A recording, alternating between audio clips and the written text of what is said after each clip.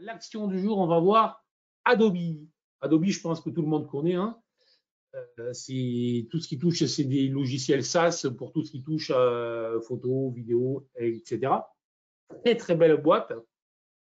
Une des boîtes qui a compris que tous les systèmes par abonnement étaient un moyen de fidéliser et d'augmenter le chiffre d'affaires, mais évidemment, hein, une boîte qui est passée de 700 à 275 et quelques, et qui vient de nous faire x2 là, depuis le point bas de septembre. Donc, la question qui se pose maintenant est de savoir, est-ce que j'achète cette très jolie boîte? Et puisque le truc à la mode, c'est bien évidemment l'intelligence artificielle, est-ce que je suis sur une boîte qui va profiter ou est-ce que je suis sur une boîte qui va être impactée négativement par l'intelligence artificielle?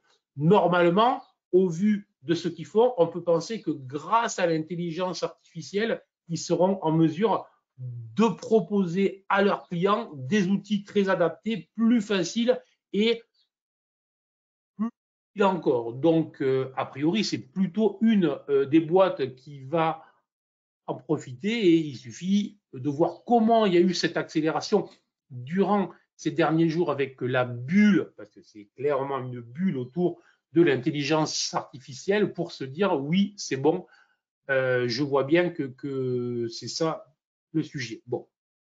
Alors, est-ce que l'on peut acheter cette valeur? C'est vraiment la question qu'il faut se poser. Et moi, c'est pourquoi est-ce que je m'interroge systématiquement sur ça? Déjà, la base, je vous ai expliqué l'autre jour. Je vous ai expliqué l'autre jour déjà que je préférais acheter une valeur qui venait de faire plus 100% plutôt qu'une valeur qui était en solde. Ça, c'était avec Zoom sur VR. Là, je suis sur une valeur qui vient de faire plus 100%.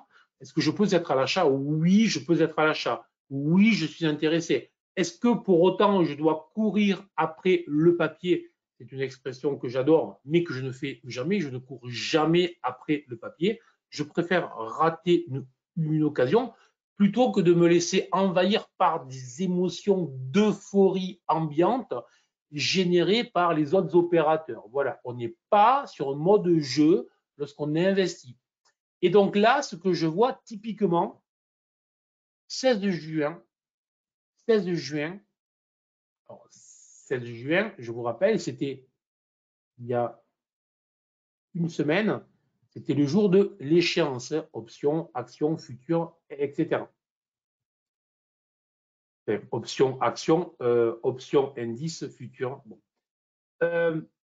Ouverture sur des plus hauts, donc une forte accélération à l'ouverture. Un gros volume normal jour d'échéance, mais beaucoup plus fort que celui que l'on avait pu connaître au mois de mars, sauf erreur, qui devait être aussi le 16 mars. D'accord. Et je vois qu'en plus, le volume précédent était très haut, donc gros volume, très gros volume. Et journée, un Marobozu.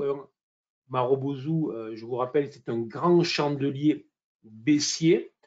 Et pratiquement haut rasé, ça signifie presque sans ombre haute. Et pratiquement bas rasé, presque sans ombre basse. Autrement dit, les vendeurs ont pris la main du début à la fin de la journée, alors qu'on ouvrait sur un gap haussier puissant qui ressemble quand même à un troisième gap. Je dis ça, je dis rien. Là, je vous renvoie au cours sur les gaps. Donc, autrement dit, la potentialité d'avoir un point haut de court terme, mais aussi un point haut de moyen terme, je ne parlerai pas de long terme, mais de moyen terme au minimum, est très forte. Donc, autrement dit, acheter là, je ne ferai pas.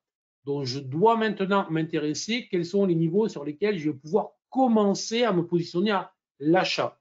Et là, si je considère que je suis effectivement sur un gap d'épuisement, le troisième gap, ben, le niveau le plus évident, le niveau le plus puissant, le niveau qui m'intéresse est le niveau du gap précédent, le niveau du runaway gap in English, le niveau du gap de continuation qui est autour des 439 $. Voilà. Et qui va correspondre en plus à une grosse zone qui ressemble fortement à une vague 4, puisque je vous parle souvent de ces vagues-là. Donc, cette zone est presque juste ici 420, 439, autrement dit quand même plus de 10%, 10 à 15% de baisse sur les niveaux actuels, et ce qui peut correspondre à peu près à mes objectifs sur son indice phare. Donc, surveiller cette zone sur les niveaux actuels, je n'y vais pas.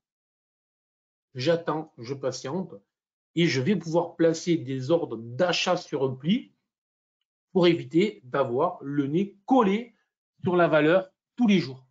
Voilà pour cette valeur. J'espère que ça vous a intéressé. Est-ce que vous avez des questions sur la journée?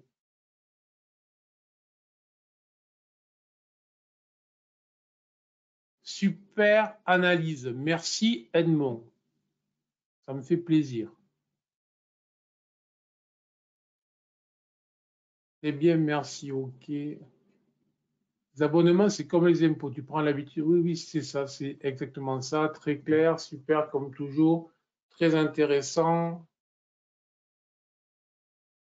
Pour rappel, tu prends analyse action un jour, après de position se fait en jour. Alors, déjà, Bruno, soyons clairs, je ne propose aucune prise de position. Je vous fais des analyses sur les actions. Je veux que les choses soient claires. Voilà. Après, l'idée, c'est vraiment de vous proposer un regard sur les actions. Voilà. Après, c'est à chacun de voir en fonction de ce qu'il fait, etc. Je propose mes signaux d'achat ou de vente en fonction de ce que je fais moi à mes abonnés que je connais. Voilà, parce que c'est toujours très délicat. Et donc, lorsqu'on ne connaît pas, c'est... Maintenant, moi, ce qui m'intéresse, c'est de vous faire des analyses utilisables que vous devez personnaliser, que vous devez améliorer afin que vous puissiez vous-même faire vos propres analyses. Moi, je n'ai pas envie, je n'ai aucune vocation à être prof, aucune vocation à faire de la science infuse et je ne sais quoi. Ce qui m'intéresse dans mon activité, ce qui me plaît déjà, moi, c'est le trading, déjà. Et ce qui me plaît dans le partage, la communication, c'est le fait de me dire que je peux vous rendre autonome. Voilà.